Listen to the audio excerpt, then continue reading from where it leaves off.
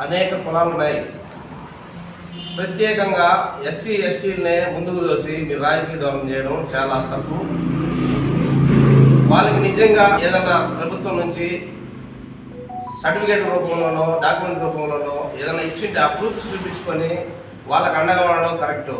ఏదో మీ రాజకీయ లబ్ధి కోసము మీకు అండగా ఉండడం కోసము వాళ్ళని పెద్దలు చెప్తారు, ఎవరో బిడ్డను బాయిలో వేసి లోతు పెట్టడం కన్నా మన బిడ్డను బాయిలో వేస్తే లోతు అంటో తెలుస్తుంది. ఆ విధంగా ప్రతి ఒక్కటి ఎస్సీలని ఉద్దేశించి వాళ్ళని ముందు పెట్టుకొని రాజకీయాలు చేయడం కరెక్ట్ కాదు.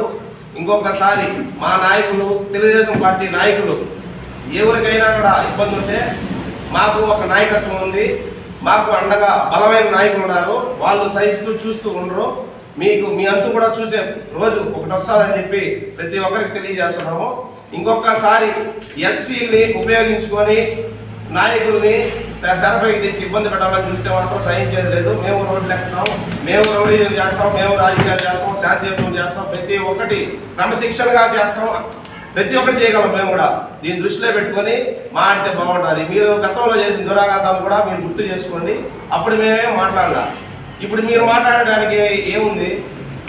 11కు పరిమితం చేశారు, అది కూడా గుర్తుపెట్టుకొని ప్రతి ఒక్కరు ఉండాలనేసి ఈ సభాముఖంగా తెలియజేస్తున్నాం. నమస్కారం.